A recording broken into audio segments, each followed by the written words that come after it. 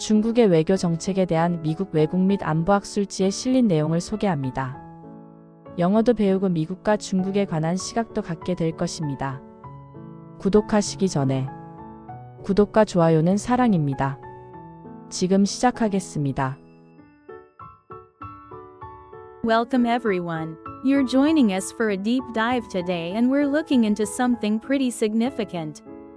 How China is using economic tools in its foreign policy and how that's well evolving. That's right.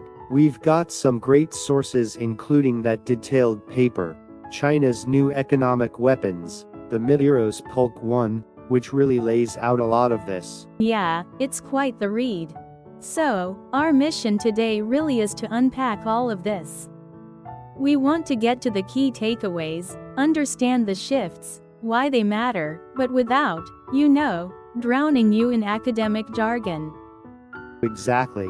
We'll explore how China's economic heft is being used in, frankly, new ways and look at the global events that seem to have pushed this change forward. Okay, let's jump in. The starting point in the materials is pretty clear. China is using its massive role in the global economy for geopolitical goals. Now, economic influence, that's not new, right? Countries have always done that. Sure, it's classic statecraft. Yeah, but the sheer size, the scale of China's economy today, that just amplifies the impact massively on a global level. It changes the game. It really does. And what's particularly interesting, I think, is the shift. We know about the traditional stuff, stopping trade, limiting investment, things like that, right? Right. But the sources argue that since around 2018, something new has been developing. They call them a precision-guided economic weapons, much more targeted. Precision-guided. Okay, that sounds specific. Less like a blunt instrument, more like a scalpel. Something like that. Yeah, aimed at specific companies, specific entities, not just whole countries, or sectors necessarily. Okay, so what kicked this off? The sources highlight 4 kind of trigger events between 2019 and 2022. They seem pretty pivotal. They do. First up, 2019. Huawei gets added to the US Entity List. That must have been a wake-up call. Oh, almost certainly. I mean, imagine your top tech champion suddenly facing those kinds of restrictions. It likely really drove home China's potential vulnerabilities to foreign government actions, and maybe showed that the old ways of responding weren't enough. Probably. Yeah, it likely spurred thinking about needing more direct, more targeted ways to push back or protect their own interests. A catalyst, you could say. Okay, then 2020, 2021, we see US and EU sanctions popping up related to Hong Kong and Xinjiang. How did that likely play into this? Well, that brings up the idea of reciprocity, doesn't it?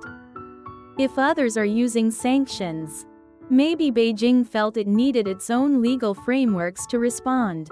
So, not just diplomatic protest, but actual tools. Exactly. Tools to counter what they see as interference.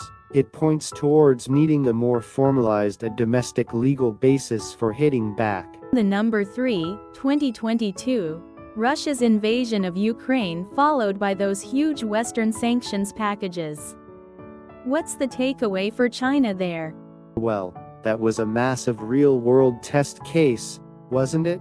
It showed the power, the sheer scale of coordinated international sanctions, but maybe also the limits or ways around them. Possibly both. Yes. China would have been watching very closely, learning about the impact, the effectiveness, and perhaps the weaknesses or loopholes in such measures. It likely reinforced the idea that having a diverse economic toolkit is pretty valuable. Makes sense. And the last one, also 2022, US export controls on advanced semiconductors. That feels very direct. Extremely direct. Right at the heart of China's tech ambitions, that must have significantly accelerated their effort. Accelerated. Exactly. Building their own chips that, yes, bolstering domestic industry absolutely, but also developing specific strategies and tools to counter those kinds of targeted tech restrictions. How do you fight back when someone cuts off access to critical technology? So these four events, they really seem to have pushed China to develop this new economic arsenal, as the paper calls it. It certainly looks that way. Let's talk about the specific tools mentioned.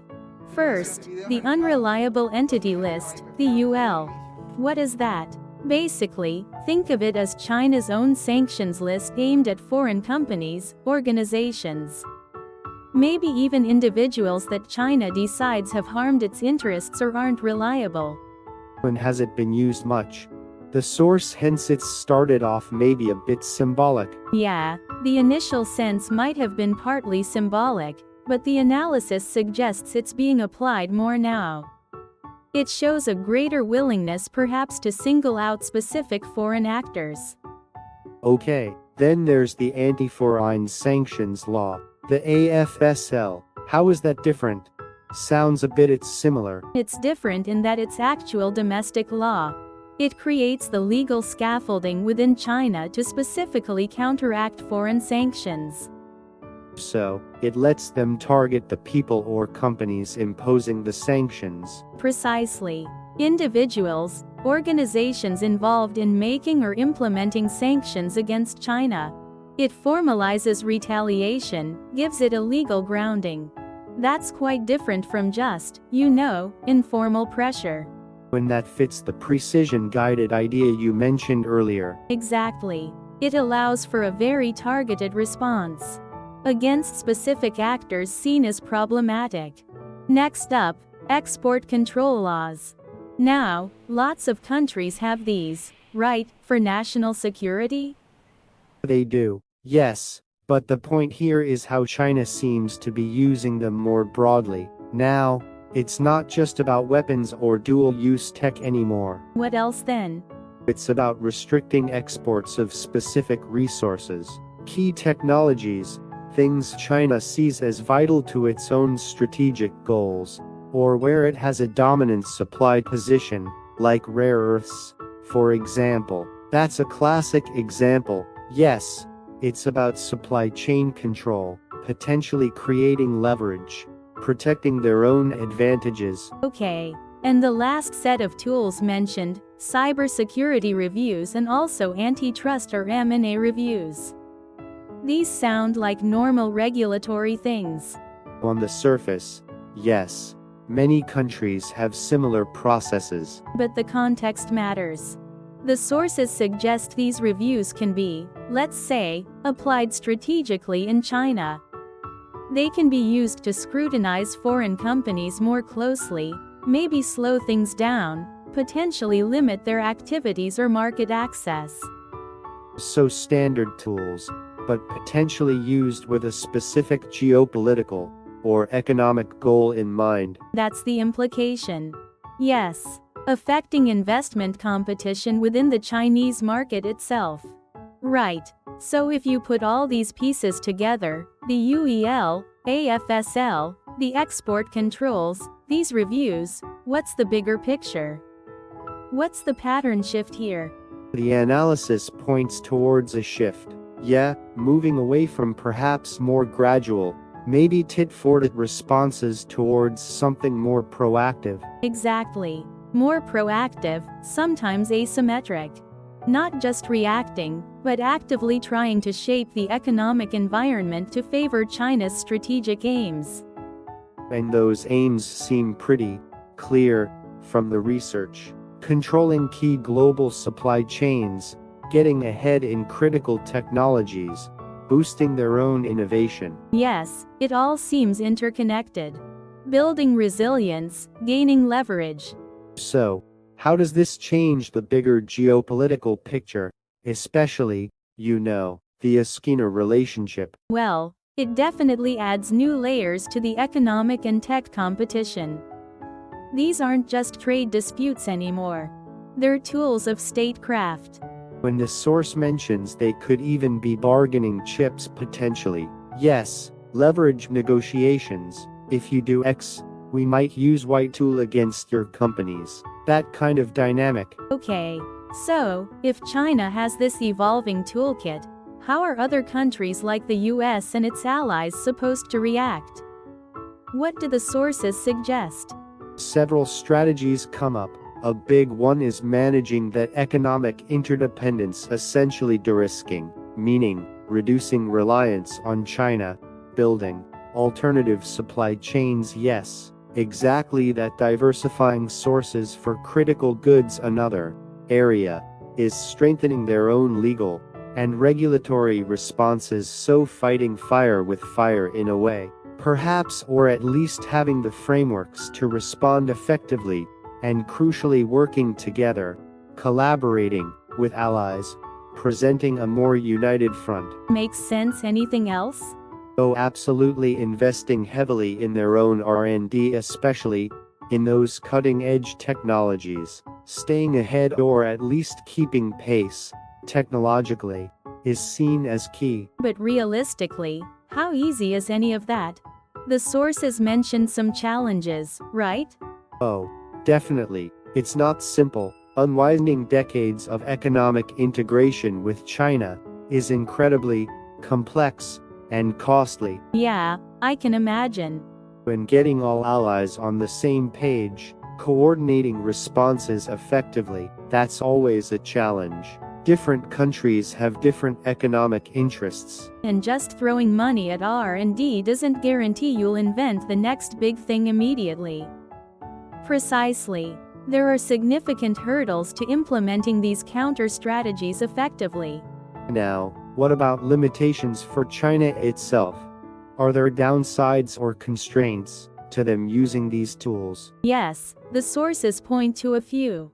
One is just the state of their own domestic economy. If things are shaky at home, they might be more cautious about actions that could disrupt trade or investment further. So, self-preservation might limit aggression. Sometimes, Could do. Also, concerns about the overall investment climate. They still want foreign investment in many areas.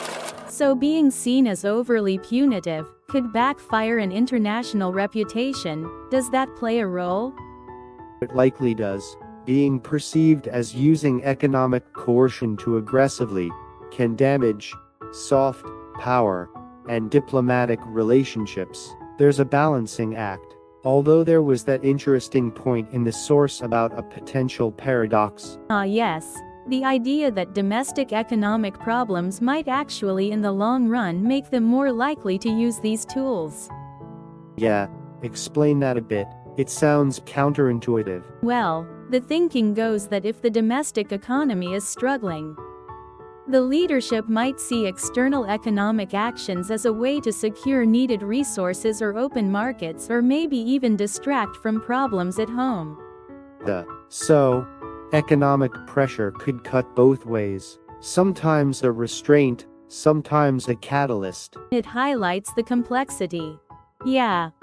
Domestic factors and foreign policy are deeply intertwined. So, looking forward, what's the prediction? Will China keep developing and using these tools? The general expectation outlined in the research is yes. They'll likely become more sophisticated, more refined, and used more frequently. Part of the standard diplomatic toolkit, which means the US-China competition. It's just going to get more complicated and probably more costly, especially in the economic and tech spheres. Any specific areas to watch? Host 1. The sources suggest export controls in particular are likely to become more systematic, maybe broader, potentially impacting third countries that trade with both sides, right? Getting caught in the crossfire potentially. And the underlying trend seems to be this increasing use of economic power for clear geopolitical goals. which almost inevitably raises the risk of international friction, doesn't it? It seems hard to avoid that conclusion. This idea of weaponized interdependence, as some call it, looks set to be a major feature of global relations. Okay, so let's try and wrap this up for everyone listening. The key takeaway seems pretty sane. China isn't just an economic powerhouse anymore. It's actively building and using a sophisticated set of economic tools as part of its foreign policy. That's the core message. And these aren't just theoretical, they're being developed and deployed, changing the landscape. Hopefully, this deep dive, drawing on the sources we had, has given you a clearer framework for understanding what's happening and why it matters so much. And maybe it leaves us all with a final thought to chew on, considering how these tools are getting sharper and used more often. Yeah. How is this ongoing weaponization of interdependence likely to reshape global alliances? And what does it mean for the future of trade relationships in the years ahead? That's a big question. Definitely something to think about. Indeed. Well, thank you for joining us for this deep dive. We really hope it's provided some valuable insights into this frankly critical global shift. 오늘 여기까지입니다. 구독과 좋아요는 사랑입니다. 행복한 하루 되세요. 감사합니다.